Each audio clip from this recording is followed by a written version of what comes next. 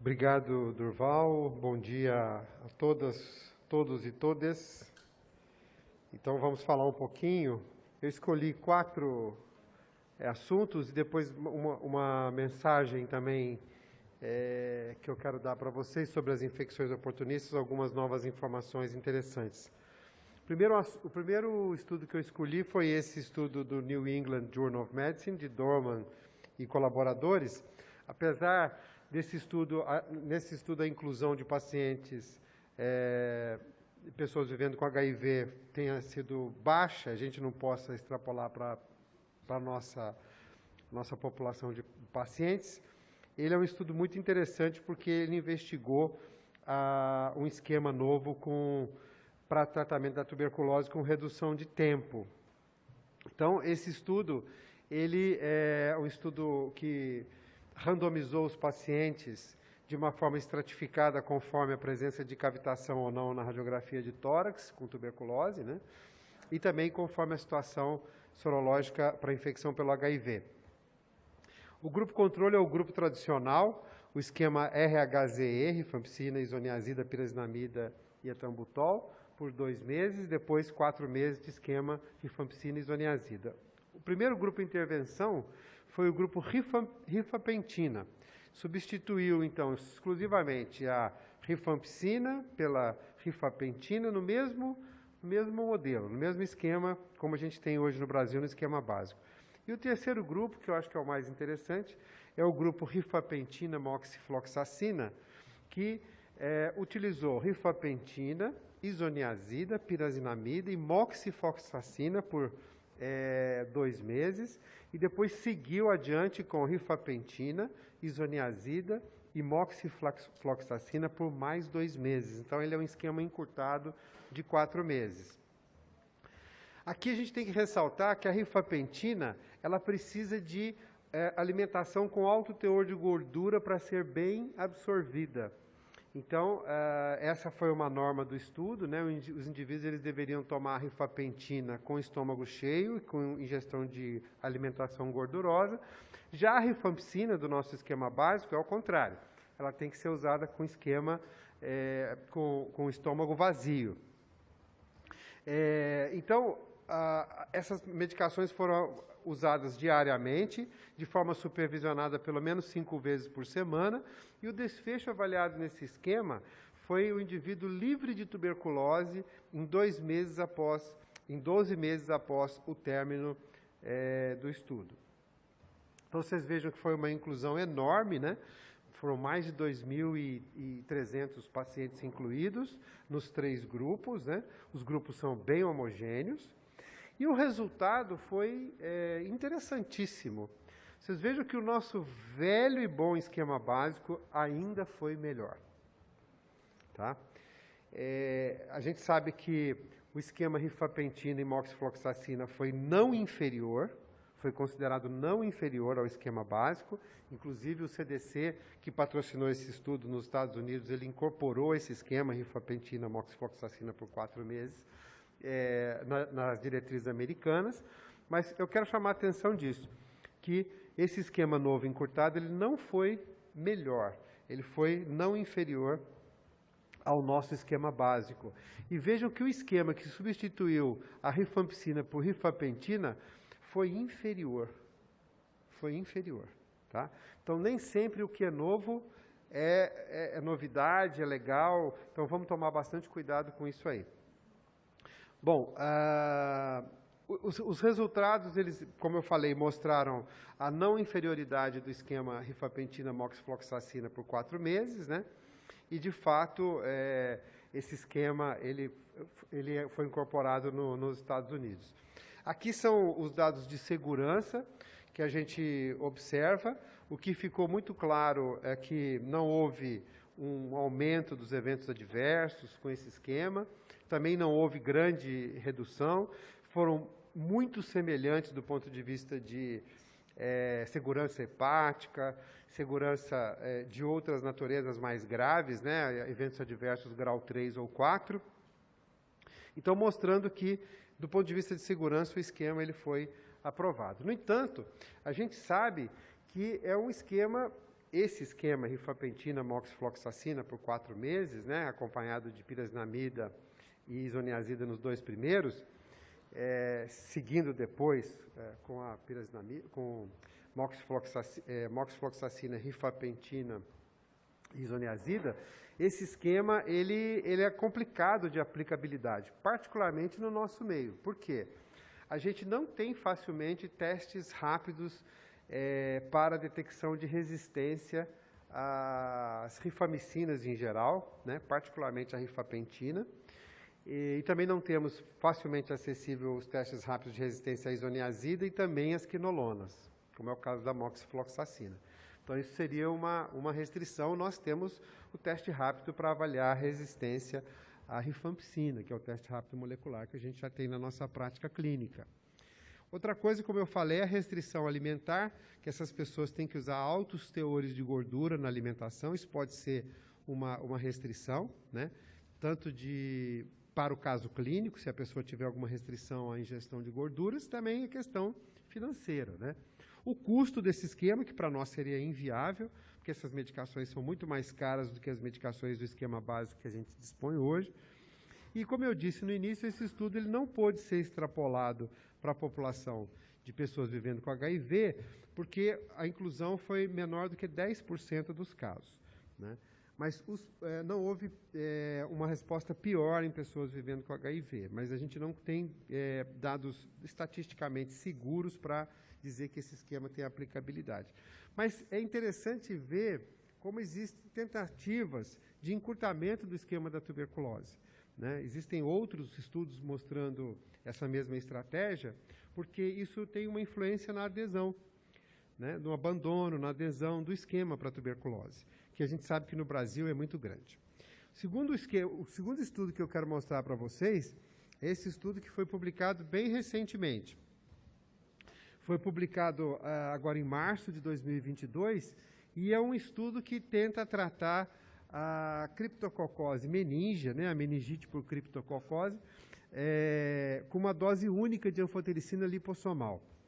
Um estudo bem interessante, né? Um estudo exclusivamente para pessoas vivendo com HIV, com a primeira meningite por criptococo, né, detectada pelos testes convencionais em 8 hospitais da África subsaariana. Quero lembrar a vocês que a neurocriptococose ela tem uma mortalidade altíssima, altíssima. Pode chegar a 40%, 50% em alguns lugares da África. No Brasil também é uma doença extremamente grave e que a gente frequentemente vê nos nossos pacientes, né, que são internados. Então, a estratégia é aqui estudar um método que fosse vantajoso em relação ao padrão que a gente utiliza. Eles excluíram do estudo pessoas que já tinham algumas doses de antifúngicos previamente, né, que já estavam em tratamento, que não consentissem, né, ou incapacidade de consentir ou ausência de um responsável, gestantes e lactantes, pessoas que tivessem algum evento adverso grave prévio que impedisse a utilização das medicações do estudo, transaminases elevadas, leucopenia, plaquetopenia também, que foram exclusão. Então, esse foi um estudo aberto de fase 3, randomizado, controlado, né, de não inferioridade também. O grupo intervenção recebeu anfotericina B lipossomal 10 miligramas, que é uma dose bem alta, né? Geralmente a gente usa hoje o complexo lipídico, a gente usa de 3 a 5 miligramas, né? 10 miligramas é uma dose bem alta, mas é uma dose única, no primeiro dia. E essa dose alta e única no primeiro dia foi associada a 5-flucitosina por 14 dias e depois uma sequência de consolidação com fluconazol em dose de 1.200 miligramas por dia. O grupo controle é a recomendação da OMS. E aqui já vai uma crítica, né? Nesse grupo controle, esse estudo avaliou anfotericina B deoxicolato, que a gente sabe que hoje é muito mais complicada de utilizar, não tanto pela efetividade, mas pela toxicidade, né, que é muito elevada. Então, nesse grupo controle, foi anfotericina B deoxicolato, 1 miligrama por quilo, por 7 dias, mais a 5-flucitosina por 7 dias também, seguido do fluconazol, E ambos os grupos, a seguir, fizeram uma fase de estabilização com fluconazol, uma dose um pouco mais baixa, de 800 miligramas por 8 semanas, e a seguir 200 miligramas até que o CD4 passasse de 200 com carga viral indetectável, né? Então, olha, esses pacientes todos foram internados por uma semana, pelo menos, receberam a pré-infusão com soro fisiológico de 1 litro, que é recomendado para evitar a nefrotoxicidade da anfotericina, receberam uma hidratação generosa, se fosse possível, né, dependendo da condição cardiovascular. As infusões foram da deoxicolato em 4 horas, da liposomal em 2 horas, sempre com suplementação de potássio e magnésio, pela tubulopatia que essas medicações geram e a perda desses eletrólitos. O líquor foi feito no diagnóstico, no 7º dia e no 14º dia. Pressão de abertura, quando maior do que 20 centímetros de água, levava à repetição das punções para tratar a hipertensão intracraniana, que é o que leva à morte esses pacientes e é muito grave muitas vezes, né? E depois da alta, esses pacientes foram seguidos ambulatorialmente, bem de perto, inclusive com busca ativa, ligações telefônicas, e a TARV foi iniciada de 4 a 6 semanas após o período inicial de indução, para evitar a síndrome inflamatória de reconstituição imune, né, com graves lesões cerebrais, aí, que pode acontecer na meningite por criptococo. O que foi feito de avaliação de desfecho primário? Foi morte por qualquer causa em 10 semanas após o início do tratamento. Então, é um estudo de não inferioridade que assumiu uma margem de menos 10 pontos percentuais da intervenção em relação ao controle, e se houvesse não inferioridade, seria testada a superioridade. Vários outros desfechos secundários, né, morte por qualquer causa nas semanas 2, 4 e 16, a mortalidade global, a taxa de eliminação do fungo no líquor, né, a poder fungicida dos esquemas, vamos dizer assim, a percentagem de pacientes em cada grupo que tiveram eventos adversos grau 3 e 4, que são os eventos adversos mais graves, e a variação mediana absoluta ou variação percentual em relação aos valores laboratoriais basais, também para avaliar a segurança das duas estratégias. Então, foi feita uma análise de sensibilidade por protocolo, excluindo casos que perderam muitas doses, né, na indução e na consolidação, e a análise foi ajustada por variáveis de confusão, né, o centro de pesquisa, a idade, o sexo, a escala de coma de Glasgow na chegada, o valor do CD4, o número de unidades formadoras de colônia de criptococo, do líquor, a hemoglobina, a pressão de abertura do líquor. Todos os fatores de gravidade para poder igualar, aí foram ajustados os dois grupos. Então, aqui vocês vejam que os grupos eles foram bem igualados, né, bem equilibrados, né, 407 indivíduos incluídos na anfotericina liposomal dose única inicial versus o controle, 407 também. E o estudo ele atingiu não inferioridade, então foi não inferior, né? A primeira pergunta que a gente tem aqui é assim: se a gente utilizasse, ao invés de deoxicolato no controle, o complexo lipídico, que é o que a gente tem hoje pelo Ministério da Saúde, será que seria não inferior? Não sei, né? Mas fica aí uma questão importante. A discussão aqui é que a eficácia ou a eficiência da anfotericina deoxicolato não costuma ser diferente da liposomal. O que é diferente são os eventos adversos, que são muito maiores com a deoxicolato. Mas mostrou-se não inferior. Então, aqui é a curva de sobrevida até a morte, né, percentual de morte, casos de morte na 10ª semana de avaliação do estudo, né? Aqui mostrando que, tanto da forma não ajustada quanto ajustada, a intenção de tratamento e por protocolo, foi considerada não inferior à estratégia intervenção, né? Do ponto de vista de reconstrução inflamatória, síndrome de reconstrução inflamatória, reconstrução imune inflamatória, né, foi equiparável nos dois grupos, 3,7% no grupo com liposomal, 4,7% no grupo com deoxicolato. Não houve importantes casos de recidiva. A negativação do líquor também ela foi semelhante, tá, nos dois grupos. E vocês vejam, olha, 17% de readmissão hospitalar. Então, são pacientes extremamente graves, né? E a gente observa isso mesmo, eles não raro, eles são readmitidos. Agora, quando a gente fala de evento adverso, aí a diferença foi gritante. Os eventos adversos graves, grau 3 e 4, eles foram significativamente menores com a lipossomal. Então, quando a gente fala dos graves, todos eles foram menores, né? Então, a gente está falando aqui, no geral, está falando em relação também à anemia, isso foi estatisticamente significativo, e também em relação às alterações de provas renais e do potássio.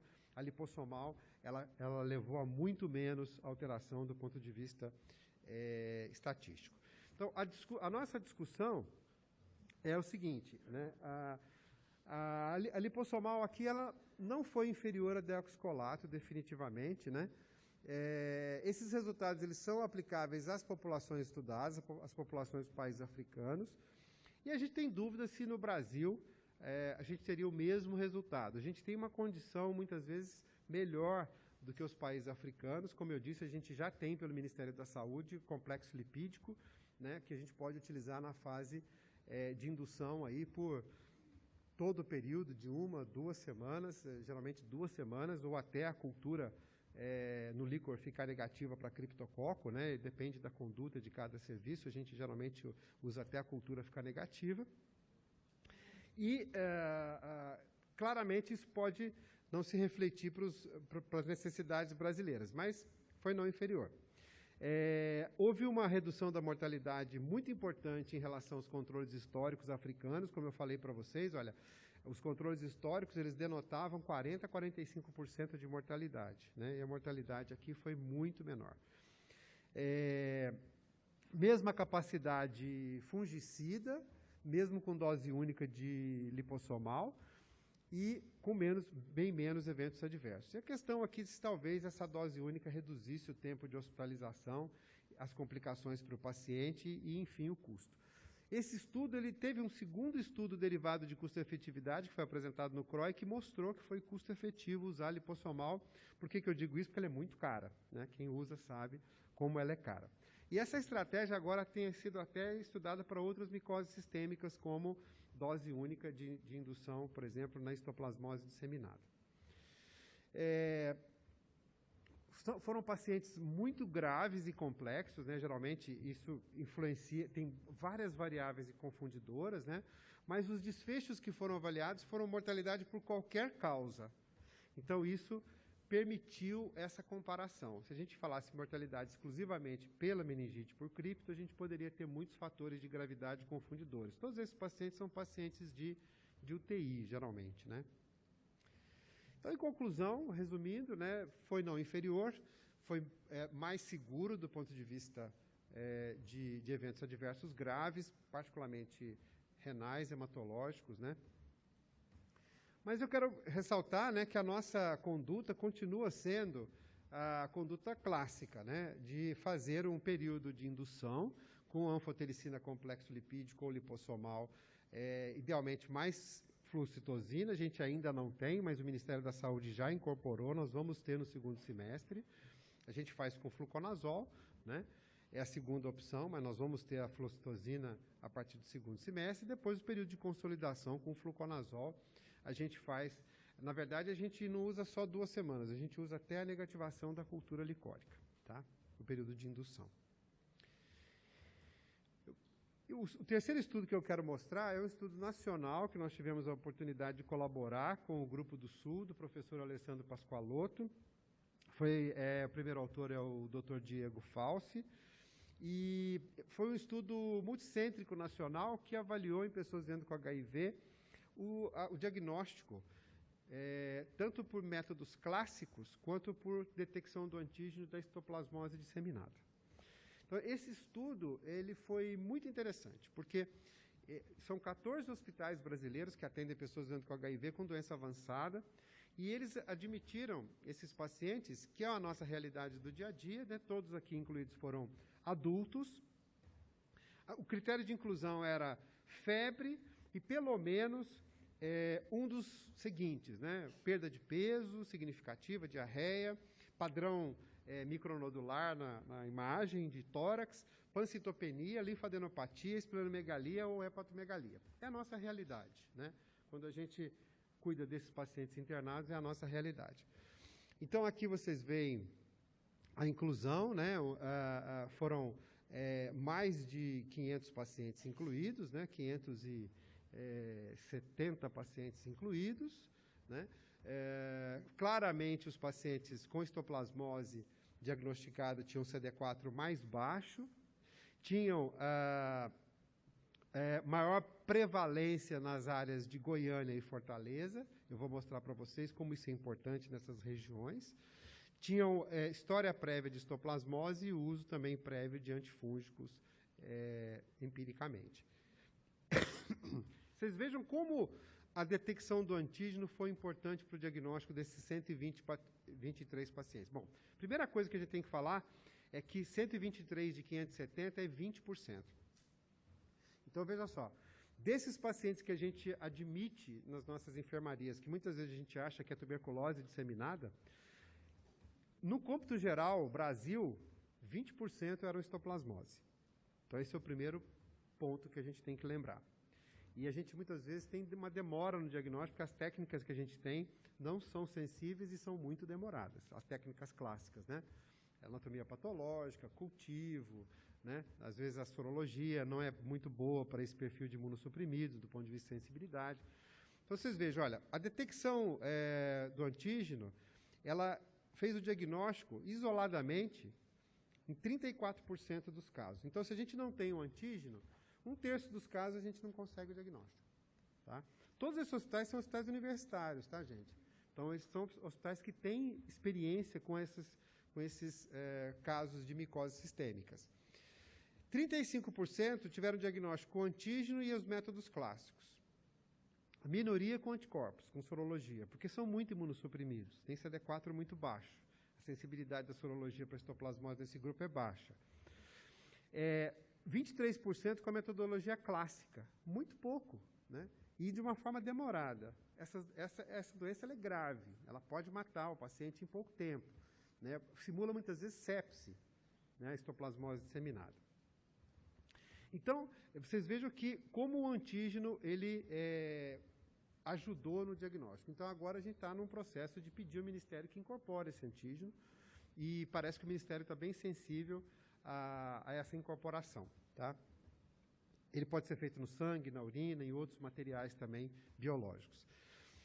Em relação, o que ficou muito associado na análise multivariada, de forma independente, ao diagnóstico de histoplasmose? CD4 muito, muito baixo, pancitopenia, padrão miliar, hepatomegalia no exame físico e a DHL acima de 1000. Então, guardar isso aqui, gente. Tá? Quando a gente tiver com aquele nosso paciente lá com doença avançada, com esse perfil, tem que pensar em tuberculose, claro, mas tem que pensar em histoplasmose também. E lembrar aqui, no caso, que o fato de ter linfadenopatia generalizada foi ao contrário. Né? Foi mais provável que esse paciente tivesse infecção por outros motivos, principalmente tuberculose. Então, essa aqui o que é importante eu mostrar para vocês, as prevalências, vocês vejam, olha, da casuística de Fortaleza, 37% era histoplasmose. Natal, 44%. Goiânia, 40%. Salvador, 44%. São Paulo, 8%. Então, é natural que essa doença ela respeite uma endemicidade, uma distribuição geográfica clássica, né? Mas, em termos de Brasil, a gente tem que prestar muita atenção. E, no todo, olha, quando o paciente tinha um CD4 abaixo de 50, foi achado mais histoplasmose do que tuberculose. Tá? Então, atenção para esse diagnóstico, ele está negligenciado.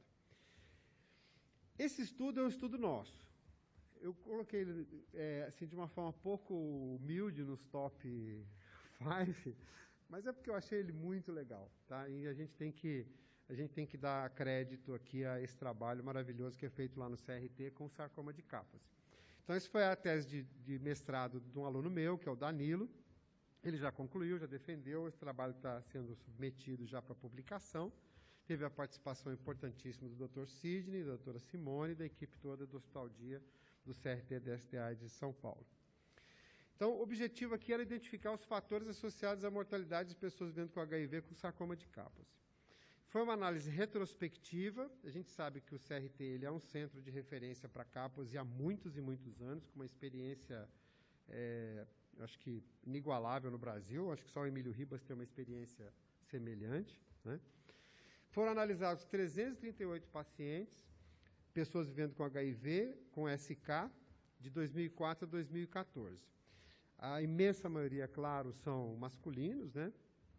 A idade, a maior parte deles jovens, vocês vejam, com menos de 50 anos.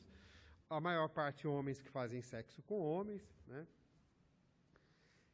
4,1% obtiveram o diagnóstico de SK antes do diagnóstico da infecção pelo HIV. 3,8% concomitante ao diagnóstico da infecção pelo HIV e 8,8% após o diagnóstico da infecção pelo HIV. CD4, na maioria das vezes, abaixo de 50, mas notem que acima de 200, 26%, e acima de 500, 9%. Então, atenção, porque nós estamos falando aqui de não tão graves pacientes, graves, mas não tão graves, muitas vezes, atenção para o exame físico, né, desses pacientes, a busca de lesões. Carga viral, muitos deles com carga viral detectável, e o sarcoma ele foi a doença definidora de AIDS única em 68% dos casos. Vejam que não adesão à TARV, 23% dos casos, né? Então, isso é muito grave, vocês vão ver como isso repercutiu na mortalidade. Em relação aos tratamentos do Kaposi, né, 11% já com recidiva da doença. Já haviam tratado e estavam retratando. Então, aí é a nossa linha de cuidados, a nossa capacidade de retenção dessas pessoas, de não perder essas pessoas. Porque quando a gente perde, eles reincidem nas doenças graves, né? Sintomas pulmonares, olha só. Só 25% tinha sintomas pulmonares. E digestivos, só 32%. Então, eu já começo a dizer para vocês que a sensibilidade desses achados é muito baixa. Vamos ver onde a gente vai chegar. Adenomegalia. 34% tinha adenomegalia, que pode ser também por outros motivos. Sintomas B. 37% com sintomas B. Síndrome inflamatória de resposta imune, 3,8%. Isso vem sendo cada vez mais descrito, né? A síndrome inflamatória de resposta imune em SK, né? Impede a continuidade da TARV? Não, não impede, ao contrário, tá? Deve ser mantida a TARV. O número de lesões, olha, pacientes com mais de 20 lesões é a maior parte, mas muitas vezes, olha, 9,5% com nenhuma lesão de pele. Nenhuma lesão de pele. Então, atenção para isso, tá? Então, nas lesões pulmonares e digestivas, cuidado, porque pode ser Kaposi sem nenhuma lesão de pele. Isso não é impossível, tá? Lesão oral, né? 40% tinham lesão oral, edema, 30% tinha edema, né? Eu vou passar mais rápido aqui esses dados, né? Mas aqui, olha, em trato digestivo, 54%, em pulmão, alto, 54%, em intestinal, 27%, em pulmão, 44%, vejam a quantidade de acometimento pulmonar. E com desempenho funcional baixo, abaixo de 70%, que é um sinal de bastante gravidade, 13%. Aqui a distribuição do estadiamento, muitos com estadiamento já bem avançado, né? As formas de tratamento, que foram as melhores formas que a gente tem disponíveis hoje, que é a doxorubicina ou a daunorubicina, e com uma adesão à quimioterapia boa, mas com 13% de não adesão à quimioterapia. Olha o nosso desafio, né? 13,3% de óbito. Em relação à literatura, é uma taxa de óbito baixa, tá? Foram 45 óbitos, né? Quando a gente olha a mortalidade geral, né? Então, o que teve... Vou passar direto para a análise múltipla. O que teve associado à morte nesses pacientes? Então, a maior adesão à TARV, ela foi protetora. Protetora. Pacientes que tiveram o diagnóstico de AIDS definido com outra doença diferente do sarcoma de Kaposi, isso levou a 4,5 vezes mais morte. Quer dizer, a multiplicidade de infecções oportunistas aumenta a chance de morte. Paciente com SK no trato digestivo alto tem 3 vezes mais chance de morrer, doença visceral. Karnofsky abaixo de 70 tem 2,3 vezes mais chance, né? Uma performance funcional muito ruim aumenta a mortalidade. E pessoas que mostram adesão à TARV são protegidas, tá? Tem 70% menos chance de morrer. Tá? Então, eu vou passar, meu tempo já acabou, eu vou passar mais rapidamente, mas o que eu queria deixar para vocês aqui é a importância do estadiamento. Né? Porque, muitas vezes, a gente não faz o estadiamento completo do Kaposi. E a gente recomenda que seja feito o estadiamento completo, porque vocês viram que tem casos sem lesão de pele, é prognóstico quando a gente tem doença visceral, isso muda a conduta terapêutica. E as diretrizes, às vezes, elas não recomendam o estadiamento. Então, é muito importante avaliar a doença visceral. Última mensagem que eu quero deixar para vocês em relação às infecções oportunistas. Algumas coisas mudaram na diretriz do ano passado do EACS. Pneumocistose. A gente já pode tirar a profilaxia com a sulfa se o CD4 está acima de 100, não precisa mais esperar 200. Basta 3 meses de carga viral indetectável. E a segunda informação, profilaxia com azitromicina para MAC primária, só se você não for usar a TARV. Então, não precisa mais. Se vai iniciar a TARV, não precisa mais dar a profilaxia para MAC com CD4 abaixo de 50. Tá? Então, eu peço desculpas pelo atraso aí e agradeço e fico